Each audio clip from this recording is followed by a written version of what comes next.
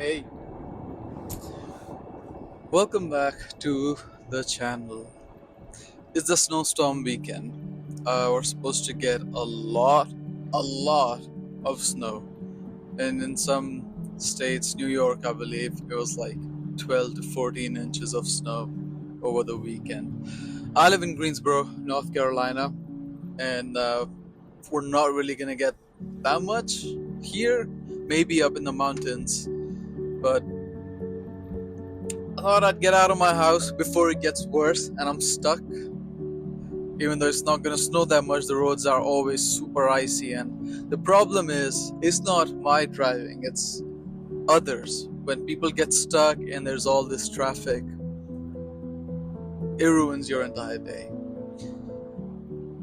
But where I'm headed right now is Hatchet Coffee. It's a coffee place in the mountains, or close to the mountains in Boone, North Carolina.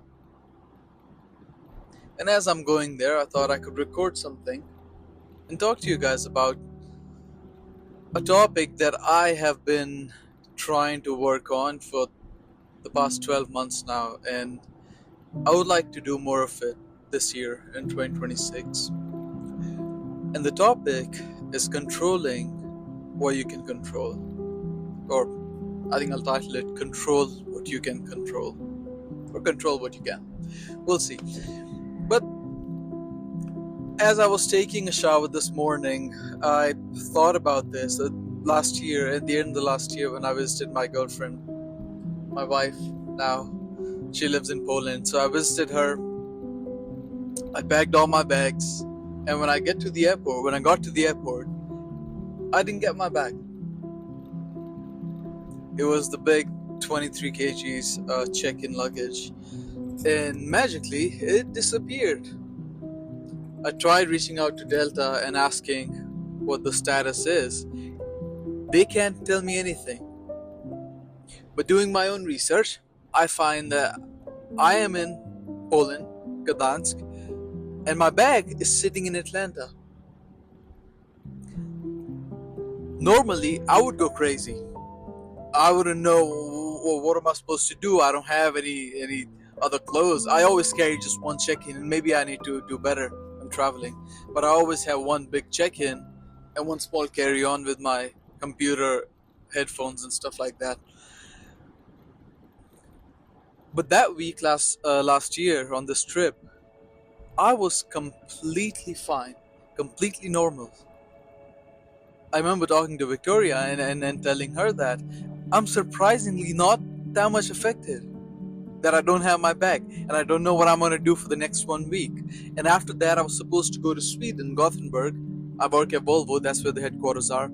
So I was supposed to go there, and I don't have any of my work clothes either. But the plain and simple thing was, the only thing I can do is stress about it, or reach out to them again and again, which will stress me even more.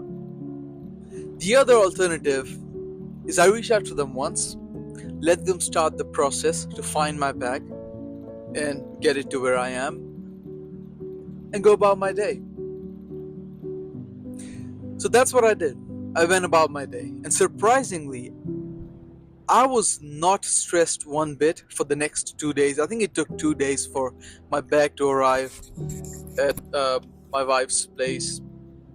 But I was completely fine, because I know that there is nothing I can do to control, to impact, to get my bag to move faster on its way to Poland.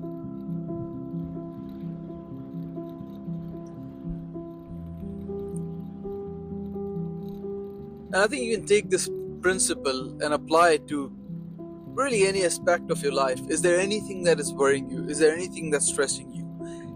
If there's something you can do about it, do it. If you can't do shit about it, then what's the point in stressing? I understand that it makes you human, but a lot of us get too stressed or too worried. We're trying to control things that we have no control over. Last week I was talking to a colleague of mine. He's a good friend. He's been at my company for, I believe, 30 years now. A long time. We're working on, let's say, a challenge together. It's a very, very difficult challenge, to put it mildly, and we have no idea how we're going to get there. We have meetings every day, almost every day, and last week on Thursday, I believe, he walks up to me, and as we're walking to this meeting together, he's like, Abhishek, why are you always so upbeat? And I pause for a moment, and then I look at him, and I'm like, what's the alternative? We can be stressed, we can be sad. In this meeting that we're walking into, we can be upset as we work on this challenge, or you can do what you can, keep your spirits high, and just smile.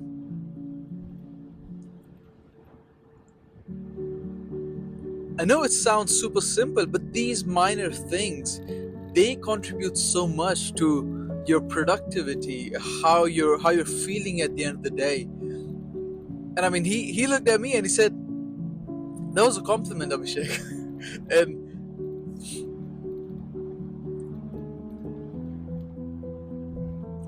And it makes me think about all of these moments that I've had in my life, and I tried controlling things that weren't in my control, and I know how bad it makes you feel, how much it impacts your mental. Only if you can remind yourself that, hey, I'm doing what I can. Let the external factors control what I can't control. Let the things happen. Just trust the process. That's one thing that I always keep reminding myself of. Trust the process. If you've done your part, the only thing you can do is trust the process.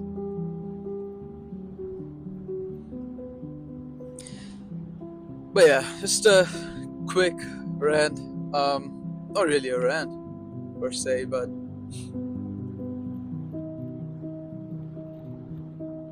thought I would share some thoughts as I'm driving to this coffee place. And I'm going to be very active on YouTube.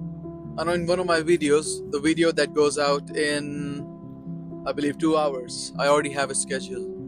I mentioned something like that I'm going to upload one video every month.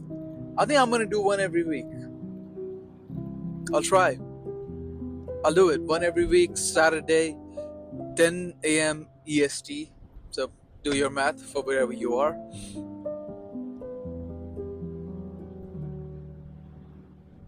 And as a reminder, these videos, the primary reason why I'm recording, why I'm back on YouTube, is because the best thing that happened to me when I was going through a tough time is me recording these videos, posting them on YouTube, being able to speak openly, being able to express my thoughts freely without wondering what this friend of mine will think. Even though the irony is, on YouTube I'm posting to thousands of hundreds of strangers who I've never met. Some of you, of course, I've known you for a few years.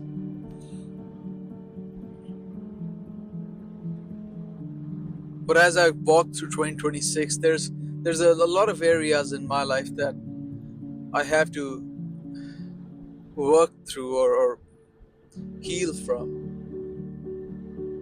And creating videos is one of those ways.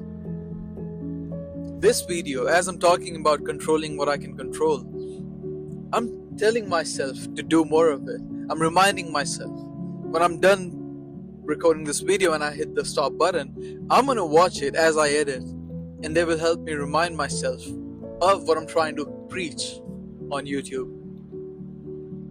And meanwhile, if I can find a few of you people who can relate and who would like to be part of this community,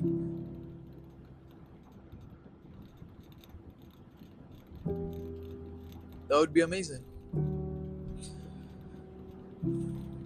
So, enough yappery. I think I'll end the video here. I'm still 45 minutes away from the coffee place, and maybe after the coffee place there's a really nice